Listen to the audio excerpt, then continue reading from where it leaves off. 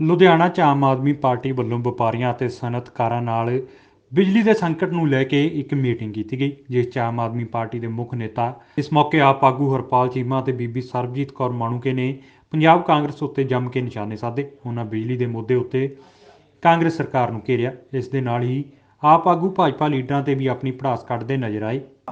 बहुत बहुत धन्यवाद। ਅਸੀਂ ਥੋੜਾ ਲੇਟ ਹੋ ਗਏ ਕਿਉਂਕਿ ਇੰਟਰੈਕਸ਼ਨ ਜਿਹੜੀ ਸੀ ਸਾਡੀ ਉਹ ਥੋੜੀ ਲੰਬੀ ਚੱਲ ਗਈ।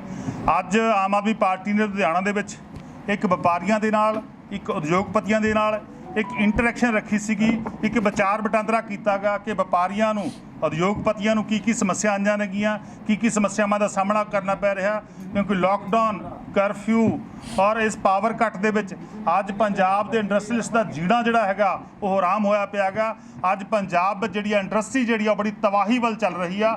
ਅੱਜ ਪੰਜਾਬ ਦਾ ਹਰੇਕ ਉਦਯੋਗਪਤੀ ਪੰਜਾਬ ਨੂੰ ਛੱਡ ਕੇ ਬਾਹਰਲੇ ਸੂਬਿਆਂ ਜਾ ਰਿਹਾ ਹੈਗਾ ਔਰ ਸਰਕਾਰ, ਪੰਜਾਬ ਵਿੱਚ ਸਰਕਾਰ, ਕੈਪਟਨ ਸਾਹਿਬ ਦੀ ਸਰਕਾਰ, ਕਾਂਗਰਸ ਪਾਰਟੀ ਦੀ ਸਰਕਾਰ ਨੇ ਕੋਈ ਪਾਲਿਸੀ ਇਨ ਫੇਵਰ ਆਫ ਵਪਾਰੀਆਂ ਦੇ ਹੱਕ ਦੇ ਵਿੱਚ ਕੋਈ ਪਾਲਿਸੀ ਨਹੀਂ ਬਣਾਈ।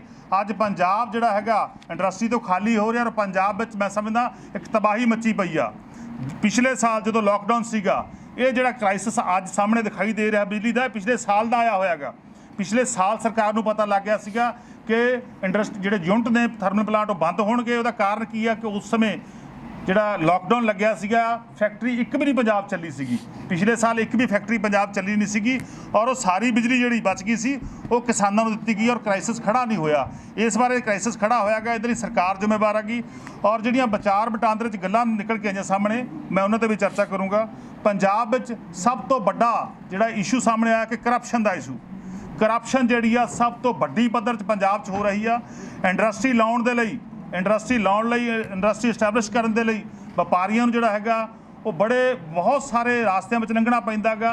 ਜਦ ਤੱਕ ਉਹ ਕਰਪਸ਼ਨ ਨਹੀਂ ਦਿੰਦੇ ਹੈਗੇ ਤਦ ਤੱਕ ਮੈਂ ਸਮਝਦਾ ਪੰਜਾਬ ਸਰਕਾਰ ਕੋਈ ਸਰਟੀਫਿਕੇਟ ਇਸ਼ੂ ਨਹੀਂ ਕਰਦੀ, ਚਾਹੇ ਉਹ CLG ਦੀ ਗੱਲ ਹੋਵੇ, ਚਾਹੇ NOC ਦੀ ਗੱਲ ਹੋਵੇ, ਚਾਹੇ ਵਾਤਾਵਰਣ ਦੇ NOC ਦੀ ਗੱਲ ਹੋਵੇ।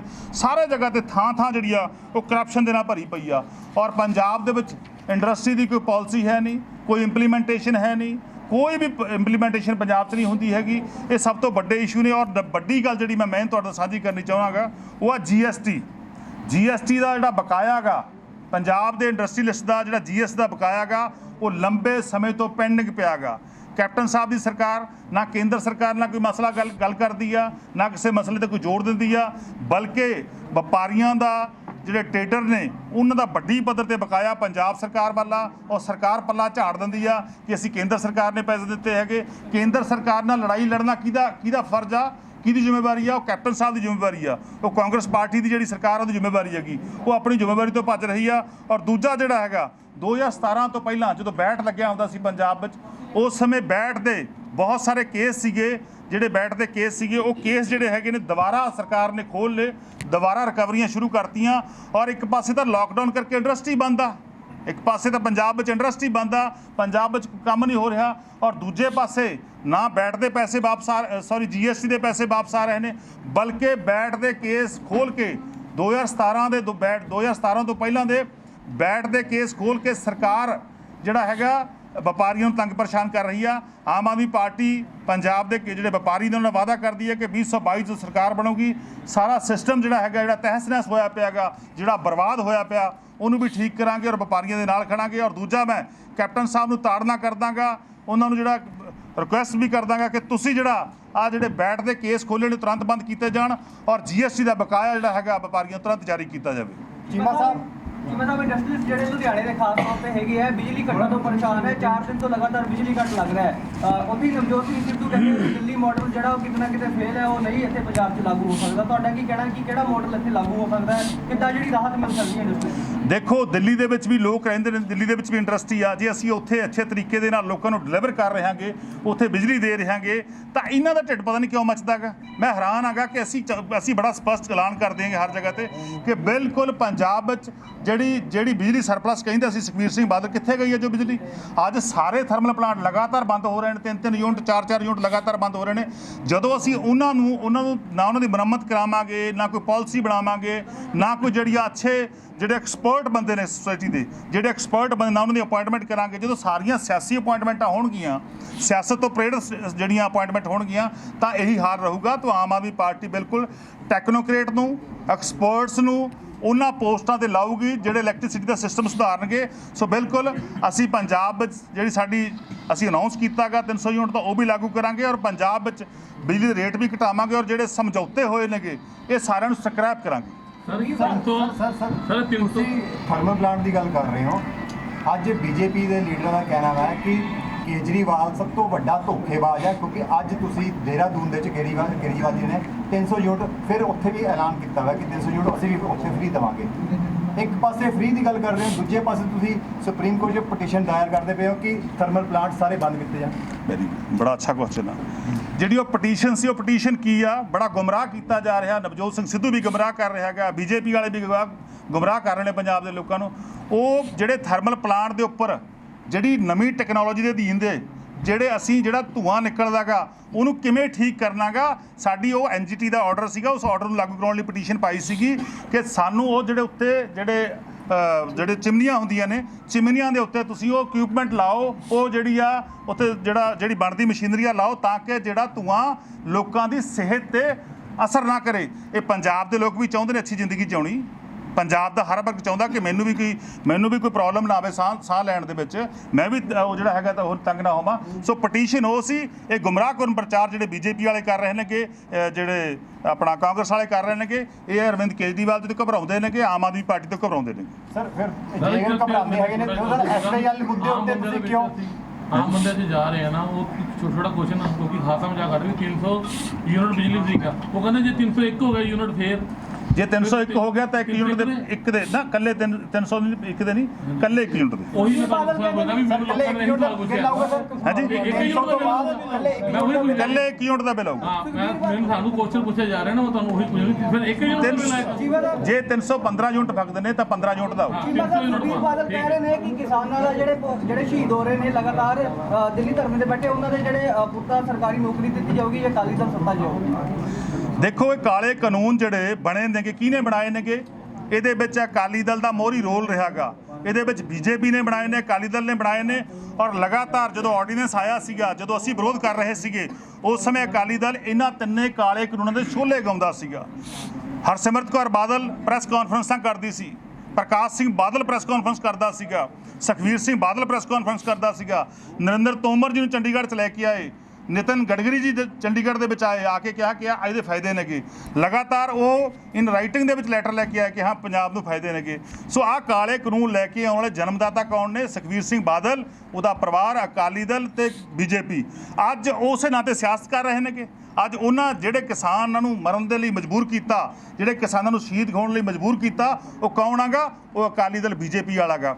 ਅਕਾਲੀ ਦਲ ਬੀਜੇਪੀ ਦੇ ਰਾਜ ਦੇ ਵਿੱਚ ਹਜ਼ਾਰਾਂ ਹੀ ਕਿਸਾਨਾਂ ਨੇ ਆਤਮ ਹੱਤਿਆ ਕੀਤੀਆਂ ਸੀਗੀਆਂ, ਹਜ਼ਾਰਾਂ ਹੀ ਕਿਸਾਨਾਂ ਤੇ ਕਰੋੜਾਂ ਰੁਪਇਆ ਕਰਜ਼ਾ ਚੜਿਆ ਸੀਗਾ। ਉਹ ਕਿਹਦੀ ਦੇਣ ਸੀ? ਉਹ ਅਕਾਲੀ ਦਲ ਬੀਜੇਪੀ ਦੀ ਦੇਣ ਸੀ। ਜਦੋਂ ਇਹਨਾਂ ਦਾ ਆਪਦਾ ਰਾਜ ਸੀਗਾ, ਉਦੋਂ ਇਹਨਾਂ ਨੇ ਇੱਕ ਵੀ ਸਹੂਲਤ ਪੰਜਾਬ ਦੇ ਕਿਸਾਨ ਨੂੰ ਦਿੱਤੀ, ਬਲਕਿ ਕਿਸਾਨ ਦਾ ਗਲਾ ਘੋਟਣ ਦਾ ਹਮੇਸ਼ਾ ਯਤਨ ਕੀਤਾ। ਜਿਵੇਂ ਸਾਹਿਬ 350 ਪ੍ਰਾਈਵੇਟ ਕੰਪਨੀਆਂ ਨੂੰ ਗਿਆ ਹੈ, ਯਾਨੀ ਕਿ ਤੁਸੀਂ ਕਹਿੰਦੇ ਉਹ ਲੋਕਾਂ ਨੂੰ ਟ੍ਰਾਂਸਫਰ ਹੋਏਗਾ ਕਿਹੜਾ ਜੀ? ਜਿਹੜਾ 20,000 ਕਰੋੜ ਰੁਪਇਆ ਅਸੀਂ ਕਹਿੰਦੇ ਪ੍ਰਾਈਵੇਟ ਕੰਪਨੀਆਂ ਨੂੰ ਸਬਸਿਡੀ ਦੇ ਤੌਰ ਤੇ ਇਲੈਕਟ੍ਰਿਸਿਟੀ ਡਿਪਾਰਟਮੈਂਟ ਨੂੰ ਗਿਆ ਹੈ। ਦੇਖੋ, ਜਿਹੜੀ ਬਿਜਲੀ ਪੰਜਾਬ ਵਰਤਦਾ ਨਹੀਂ ਹੈਗਾ, ਜਿਹੜੇ ਯੂਨਿਟ ਤੁਹਾਡੇ ਘਰ 'ਚ ਨਹੀਂ ਆਉਂਦੇ ਹੈਗੇ, ਇਹ ਇਸ ਤਰ੍ਹਾਂ ਦੇ ਫਾਲਟੀ ਐਗਰੀਮੈਂਟ ਨੇ, ਇਸ ਤਰ੍ਹਾਂ ਦੇ ਲੋਕ ਵਿਰੋਧੀ ਜਿਹੜੇ ਐਗਰੀਮੈਂਟ ਨੇ, ਉਹਦੇ ਪੈਸੇ ਵੀ ਤੁਹਾਨੂੰ ਦੇਣੇ ਪੈਂਦੇ ਨੇ। ਪਿਛਲੇ ਮਹੀਨੇ 6,000 ਕਰੋੜ ਰੁਪਈਆ 6,000 ਕਰੋੜ ਰੁਪਈਆ ਜਿਹੜੀ ਬਿਜਲੀ ਤੁਸੀਂ ਵਰਤੀ ਨਹੀਂ ਹੈਗੀ, ਜਿਹੜੀ ਤੁਹਾਡੇ ਘਰਾਂ 'ਚ ਨਹੀਂ ਆਈ ਹੈਗੀ, ਉਹਦਾ ਪੰਜਾਬ ਨੂੰ ਦੇਣਾ ਪਿਆ। ਕੋਲ ਵਾਸ਼ਿੰਗ ਚਾਰਜਸ ਸੀਗੇ ਵੀ ਜਿਹੜਾ ਕੋਲਾ ਧੋਤਾ ਜਾਂਦਾ ਗਾ, ਉਹਦੇ ਚਾਰਜਸ ਦੀ ਕੰਪਨੀਆਂ ਨੇ ਕਰਨੇ ਨੇਗੇ। ਇਹਨਾਂ ਨੇ ਮਿਲੀ ਭੂਤ ਕਰਕੇ ਸੁਪਰੀਮ ਕੋਰਟ ਦੇ ਵਿੱਚ ਕੇਸ ਹਾਰ ਗਏ ਔਰ 5400 ਕਰੋੜ ਰੁਪਇਆ ਉਹ ਦੇਣਾ ਪੈਂਦਾ ਗਾ। ਇਹ ਕਿੰਨੇ ਪੈਸੇ ਬਣਦੇ ਨੇ ਤੁਸੀਂ ਦੇਖੋ, ਐਂਡ ਤੱਕ ਜਾਂਦੇ 25 ਸਾਲ ਦੇ ਐਗਰੀਮੈਂਟ ਨੇਗੇ। 1 ਲੱਖ ਇਹ ਪੈਸੇ ਲੋਕਾਂ ਨੂੰ ਆਉਣਗੇ। ਇਹ ਪੈਸੇ ਲੋਕਾਂ ਨੂੰ ਨਹੀਂ, ਇਹ ਪੈਸੇ ਫਾਲਤੂ ਸਾਡੀ ਜੇਬ 'ਚ ਜਾ ਰਹੇ ਨੇਗੇ। ਜਿਹੜਾ ਪੈਸਾ ਤੁਹਾਡੀ ਫਾਲਤੂ ਜੇਬ 'ਚ ਜਾ ਰਿਹਾ, ਜੇਕਰ ਉਹ ਤੁਹਾਡੀ ਜੇਬ 'ਚ ਰਹੂਗਾ ਤਾਂ ਤੁਹਾਡਾ ਆਪਣੇ ਆਪ ਫਾਇਦਾ ਗਾ। ਚੀਮਾ ਸਾਹਿਬ 350 ਕਰੋੜ 350 ਕੁਆਂਟਲ ਜਿਹੜੀ ਹੈਰੋਇਨ ਫੜੀ ਗਈ ਹੈ ਦਿੱਲੀ ਦੇ ਵਿੱਚ, ਲੱਗਦਾ ਹੈ ਕਿ ਚੋਣਾਂ ਦੇ ਦੌਰਾਨ ਵਰਤੀ ਜਾਣੀ ਸੀ ਕਿਤੇ ਨਾ ਕਿਤੇ। ਵੱਡੀ ਜਿਹੜੀ ਖੇਪ ਫੜੀ ਗਈ ਹੈ ਪੰਜਾਬ ਦੇ ਵਿੱਚ ਚੋਣਾਂ ਤੇ ਪੰਜਾਬ ਦੇ 2 ਬੰਦੇ ਉਹਦੇ ਵਿੱਚ ਸ਼ਾਮਿਲ ਸੀਗੇ। ਦੇਖੋ, ਲਗਾਤਾਰ ਕੈਪਟਨ ਸਾਹਿਬ ਨੇ ਅਨਾਉਂਸ ਕੀਤਾ ਸੀਗਾ ਕਿ 4 ਹਫ਼ਤਿਆਂ 'ਚੋਂ ਨਸ਼ਾ ਖਤਮ ਕਰ ਦਿਆਂਗੇ। ਹੁਣ ਤਾਂ 4.25 ਸਾਲ ਪੂਰੇ ਹੋ ਚੁੱਕੇ ਨੇ। ਸਰਕਾਰ ਵੀ ਜਿਹੜੀ ਆ, ਪੰਜਾਬ ਦੇ ਲੋਕ ਸਰਕਾਰ ਨੂੰ ਵੀ ਜਿਹੜਾ ਹੈਗਾ ਭਜਾਉਣ ਲਈ ਖੜੇ ਹੋ ਚੁੱਕੇ ਨੇਗੇ। ਔਰ 4.25 ਸਾਲਾਂ ਦੇ ਵਿੱਚ ਜਿਹੜਾ ਹੈਗਾ ਡਰੱਗ ਤੇ ਕੰਟਰੋਲ ਨਹੀਂ ਹੋਇਆ। ਜਿਹੜੀਆਂ ਰਿਟ ਪਟੀਸ਼ਨਾਂ, ਜਿਹੜੀਆਂ ਇਨਵੈਸਟੀਗੇਸ਼ਨਾਂ ਹਾਈ ਕੋਰਟ 'ਚ ਪਈਆਂ ਨੇ, ਇੱਕ ਵੀ ਇਨਵੈਸਟੀਗੇਸ਼ਨ ਨਹੀਂ ਖੁੱਲੀ ਹੈਗੀ। ਇੱਕ ਵੀ ਸਾਹਮਣੇ ਨਹੀਂ ਆਇਆ ਕਿ ਵੱਡੀ ਮਗਰਮੱਛ ਕੌਣ ਆ। ਜੇਕਰ ਐਡੀ ਵੱਡੀ ਖੇਪਾਂ ਫੜੀਆਂ ਜਾਂਦੀਆਂ ਨੇ, ਇਹ ਹੋ ਨਹੀਂ ਸਕਦਾ ਕਿ ਕੋਈ ਛੋਟਾ ਜਿਹਾ ਵਿਅਕਤੀ ਧੰਦਾ ਕਰਦਾ ਹੋਵੇ। ਇਹਦੇ ਪਿੱਛੇ ਵੱਡੇ ਲੋਕ ਨੇਗੇ, ਜਿਹੜੇ ਅਰਬਪਤੀ ਨੇ, ਖਰਬਪਤੀ ਨੇ, ਉਹ ਧੰਦਾ ਕਰਦੇ ਨੇਗੇ। ਸੋ ਸਰਕਾਰ ਨੇ ਇੱਕ ਵੀ ਜਿਹੜਾ ਅਜਿਹਾ ਵੱਡਾ ਮਗਰਮੱਛ ਆ, ਉਹ ਇੱਕ ਵੀ ਪੰਜਾਬ ਨੇ ਫੜਿਆ ਨਹੀਂ। ਇੱਥੋਂ ਪਤਾ ਲੱਗਦਾ ਕਿ ਸਰਕਾਰ ਦੇ ਵਿੱਚ ਲੋਕ ਜਿਹੜੇ ਹੈਗੇ ਨੇ ਕਿ ਉਹ ਇਸ ਧੰਦੇ ਦੇ ਵਿੱਚ ਸ਼ਾਮਲ ਨੇ। ਉੱਥੇ ਹੀ ਭਾਜਪਾ ਆਗੂ ਅਨਿਲ ਸਰੀਨ ਨੇ ਕਿਹਾ ਕਿ ਆਮ ਆਦਮੀ ਪਾਰਟੀ ਝੂਠੀ ਪਾਰਟੀ ਹੈ। ਉਹਨਾਂ ਨੇ ਕਿਹਾ ਕਿ ਆਮ ਆਦਮੀ ਪਾਰਟੀ ਨੇ ਦਿੱਲੀ 'ਚ ਕੋਈ ਵੀ ਸੁਧਾਰ ਨਹੀਂ ਕੀਤਾ, ਪਰ ਉਹ ਪੰਜਾਬ ਦੇ ਲੋਕਾਂ ਨੂੰ ਬੇਵਕੂਫ ਬਣਾ ਰਹੇ ਨੇ। ਉਹਨਾਂ ਨੇ ਕਿਹਾ ਕਿ ਆਮ ਆਦਮੀ ਪਾਰਟੀ ਵਾਅਦੇ ਕਰ ਰਹੀ ਹੈ ਕਿਉਂਕਿ ਉਸ ਨੂੰ ਪਤਾ ਹੈ ਕਿ ਉਸ ਦੀ ਸਰਕਾਰ ਬਣਨੀ ਹੀ ਨਹੀਂ। ਕੇਜਰੀਵਾਲ ਜੀ ਨੇ ਦੇਹਰਾਦੂਨ 'ਚ ਪ੍ਰੈਸ ਕਾਨਫਰੰਸ ਕਰਕੇ 300 ਯੂਨਿਟ ਦਾ ਐਲਾਨ ਉੱਥੇ ਵੀ ਕਰ ਦਿੱਤਾ।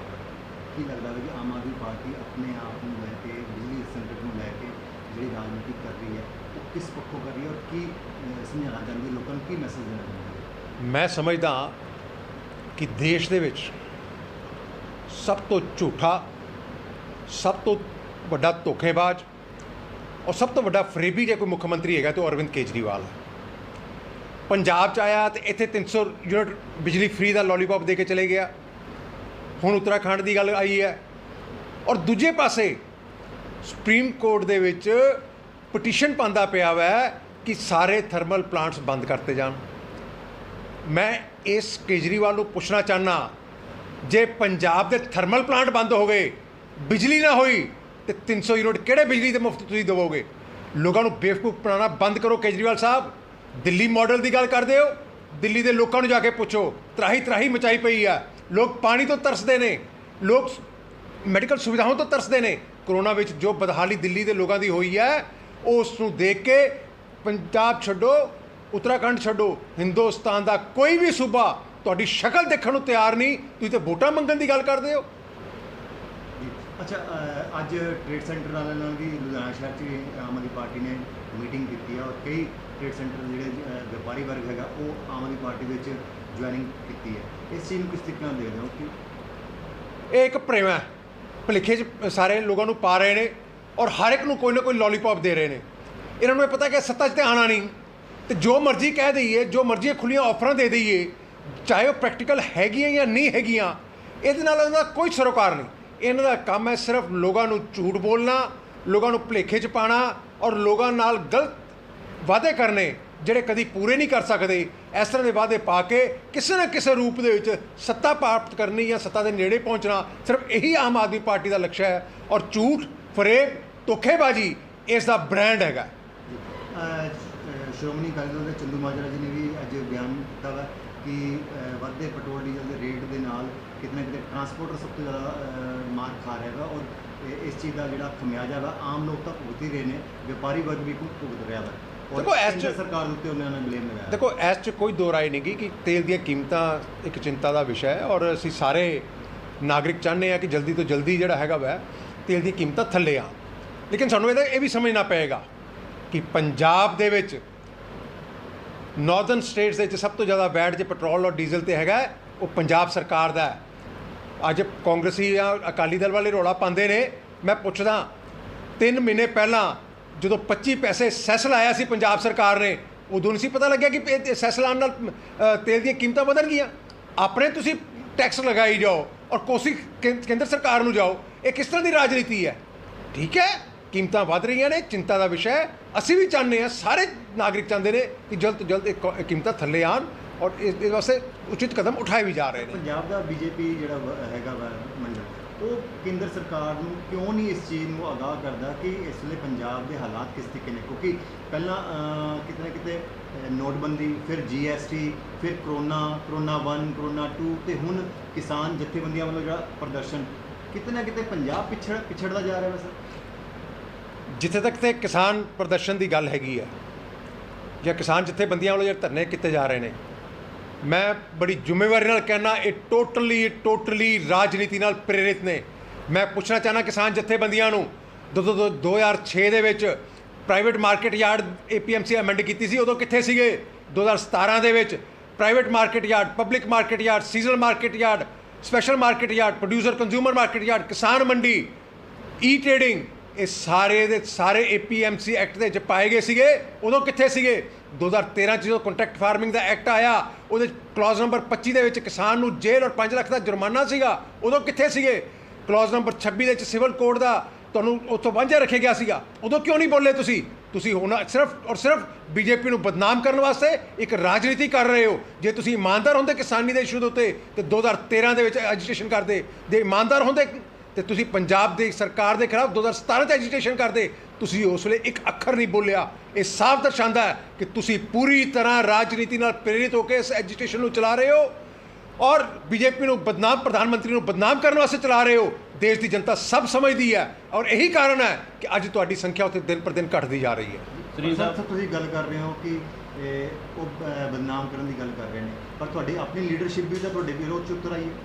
ਨਹੀਂ, ਕੁਝ ਲੋਕਾਂ ਨੂੰ ਬਹੁਤ ਵੱਡੀ ਗਲਤਫਹਿਮੀ ਹੁੰਦੀ ਹੈ ਔਰ ਉਹਨਾਂ ਨੇ ਜਿਹੜੀ ਗੱਲ ਕਹੀ ਹੈ ਕਿ ਕਿਸਾਨੀ ਮਸਲਾ ਹੱਲ ਹੋਣਾ ਚਾਹੀਦਾ ਹੈ। ਭਾਰਤੀ ਜਨਤਾ ਪਾਰਟੀ ਦਾ ਕੀ ਸਾਰੇ ਪੰਜਾਬੀ ਚਾਹੁੰਦੇ ਨੇ ਕਿ ਇਹ ਮਸਲਾ ਜਲਦੀ ਤੋਂ ਜਲਦੀ ਹੱਲ ਹੋਵੇ ਔਰ ਜਿਹੜਾ ਉਹਨਾਂ ਨੇ ਕਿਹਾ ਕਿ ਵੀ ਸਟੇਟ ਲੀਡਰਸ਼ਿਪ ਨੇ ਇਸ਼ੂ ਨਹੀਂ ਪਹੁੰਚਾਇਆ, ਇੱਕ BJP ਦਾ ਇੱਕ ਸਿਸਟਮ ਹੈਗਾ, ਇਸ 'ਚ ਕੋਈ ਦੋ ਰਾਏ ਨਹੀਂ।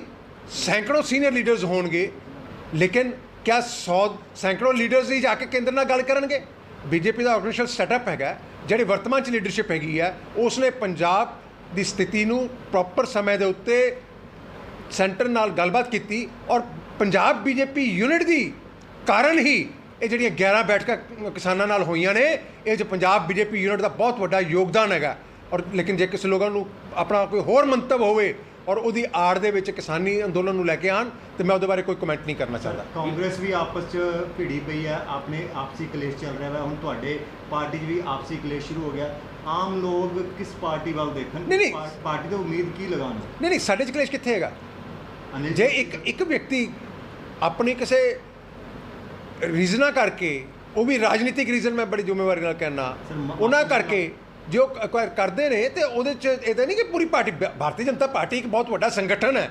ਜੇ ਇੱਕਾ ਦੁੱਕਾ ਜਿਹੜੇ ਇਸ ਤਰ੍ਹਾਂ ਦੇ ਆਪਣੇ ਰਾਜਨੀਤਿਕ ਸਵਾਰਥ ਲਈ ਜਾਂ ਆਪਣੇ ਰਾਜਨੀਤਿਕ ਮੰਤਵ ਲਈ ਕੋਈ ਗੱਲਬਾਤ ਕਰਦੇ ਨੇ ਜਾਂ ਇਸ਼ੂਜ਼ ਖੜੇ ਕਰਨ ਦੀ ਕੋਸ਼ਿਸ਼ ਕਰਦੇ ਨੇ ਤੇ ਉਹਦੇ ਨਾਲ BJP ਕਮਜ਼ੋਰ ਨਹੀਂ ਹੋਣ ਵਾਲੀ। BJP ਸ਼ਕਤੀਸ਼ਾਲੀ ਯੂਨਿਟ ਹੈਗਾ। 117 ਦੀ ਸੀਟਾਂ ਲੜਾਂਗੇ, ਜਿੱਤਾਂਗੇ, ਅਗਲੀ ਸਰਕਾਰ ਭਾਰਤੀ ਜਨਤਾ ਪਾਰਟੀ ਦੀ ਬਣਾਵਾਂਗੇ। ਤੁਸੀਂ ਵੀ ਇੱਥੇ ਤੇ ਮੈਂ ਵੀ ਇੱਥੇ। ਸਰ ਕਿਤੇ ਨਾ ਕਿਤੇ ਸਾਰੇ ਲੀਡਰ, ਤੁਸੀਂ ਵੀ ਕਹਿੰਦੇ ਹੋ ਵੀ ਤੁਸੀਂ ਵੀ ਕਿਸਾਨਾਂ ਦੇ ਨਾਲ ਹੋ, ਸਾਰੇ ਲੀਡਰ ਕਹਿੰਦੇ ਵੀ ਅਸੀਂ ਕਿਸਾਨਾਂ ਦੇ ਨਾਲ ਆ ਤੇ ਕਿਸਾਨਾਂ ਦਾ ਮਸਲਾ ਹੱਲ ਹੋਣਾ ਚਾਹੀਦਾ। ਫਿਰ ਕਾਰਵਾਈ ਉਹਨਾਂ ਨੇ ਨਹੀਂ, ਮੈਂ ਦੱਸਿਆ ਨਾ ਜੀ, ਕਿਸਾਨਾਂ ਦਾ ਮਸਲਾ ਹੱਲ ਕਿਉਂ ਨਹੀਂ ਹੋ ਰਿਹਾ? ਕਿਸਾਨ ਤੇ ਰਾਜਨੀਤੀ ਕਰਨ ਤੇ ਹੋਏ। ਜਦੋਂ ਕੇਂਦਰ ਸਰਕਾਰ ਨੇ ਇਹਨਾਂ ਨੂੰ ਇਹ ਕਹਿ ਦਿੱਤਾ ਕਿ ਅਸੀਂ 1.5 ਸਾਲੀ ਕਾਨੂੰਨ ਇੱਕ ਪਾਸੇ ਕਰ ਦਿੰਦੇ ਹਾਂ, 5 ਬੰਦੇ ਤੁਹਾਡੇ ਬੈਠ ਜਾਣ, 5 ਬੰਦੇ ਸਰਕਾਰ ਦੇ ਬੈਠ ਜਾਣ ਔਰ ਹਰ ਇੱਕ ਕਲੌਜ਼ ਉੱਪਰ ਡਿਸਕਸ ਕਰ ਲੈਂਦੇ ਹਾਂ। ਜਿਹੜੀ ਵੀ ਕਲੌਜ਼ ਤੁਸੀਂ ਕਹੋਗੇ ਅਸੀਂ ਕਿਸਾਨਾਂ ਦੇ ਹਿੱਤ ਦੇ ਵਿੱਚ, ਉਹ ਹਰ ਗੱਲ ਤੁਹਾਡੀ ਮੰਨਣ ਨੂੰ ਤਿਆਰ ਹਾਂ। ਉਹਦੇ ਬਾਅਦ ਕੀ ਰਹਿ ਜਾਂਦਾ ਸੀਗਾ? ਕਿਉਂ ਕਿਸਾਨ ਭੱਜੇ ਉਸ ਗੱਲ ਤੋਂ? ਇਹੀ ਦੱਸਦਾ ਹੈਗਾ ਕਿ ਕਿਸਾਨ ਦਾ ਮੰਤਵ, ਜਿਹੜੇ ਕਿਸਾਨ ਜਥੇਬੰਦੀਆਂ ਦੇ ਲੀਡਰ ਨੇ, ਕਿਸਾਨਾਂ ਨੂੰ ਗੁੰਮਰਾਹ ਕਰਕੇ ਸਿਰਫ ਰਾਜਨੀਤੀ ਕਰਨੀ ਹੈ, ਪੰਜਾਬ 'ਚ BJP ਨੂੰ ਰੋਕਣਾ ਹੈ। ਲੇਕਿਨ ਪੰਜਾਬ ਦੀ BJP ਨਾ ਰੁਕਣ ਵਾਲੀ ਹੈ, ਨਾ ਥੱਕਣ ਵਾਲੀ ਹੈ, ਨਾ ਪਿੱਛੇ ਹਟਣ ਵਾਲੀ ਹੈ ਔਰ ਅਸੀਂ 117 ਦੇ 17 ਸੀਟਾਂ ਲੜ ਕੇ ਅਗਲੀ ਸਰਕਾਰ ਬਣਾਵਾਂਗੇ। ਇਹ ਮੈਂ ਤੁਹਾਨੂੰ ਅੱਜ ਦੱਸ ਦੇਣਾ ਚਾਹੁੰਦਾ। ਮੈਂ ਕਹਿੰਦਾ ਵੀ ਕਾਰਵਾਈ ਅਨਿਲ ਜੋਸ਼ੀ ਜੀ ਦੇ ਉੱਪਰ ਕਿਉਂ? ਜਦੋਂ ਸਾਰੇ ਲੀਡਰ ਕਹਿੰਦੇ ਵੀ ਅਸੀਂ ਕਿਸਾਨਾਂ ਦੇ ਨਾਲ ਆ ਤੇ ਕਿਸਾਨਾਂ ਦੇ ਹੱਕ 'ਚ ਆਵਾਜ਼ ਉਠਾਉਂਦੇ ਨੇ, ਫਿਰ ਕਾਰਵਾਈ ਉਹਨਾਂ ਦੇ ਉੱਤੇ ਕਿਉਂ ਕਰਨੀ? ਪਾਰਟੀ ਦਾ ਡਿਸਪਲਿਨ ਇੱਕ ਇਸ਼ੂ ਹੁੰਦਾ ਹੈਗਾ ਔਰ ਉਹਨਾਂ ਨੇ ਡਿਸਪਲਿਨ ਤੋਂ ਬਾਹਰ ਜਾ ਕੇ ਜਿਸ ਤਰੀਕੇ ਦੇ ਨਾਲ ਗੱਲਬਾਤ ਕੀਤੀ, ਇਸ ਕਰਕੇ ਉਹਨਾਂ ਤੇ ਡਿਸਪਲਿਨਰੀ ਐਕਸ਼ਨ ਹੋਇਆ। Thank you sir.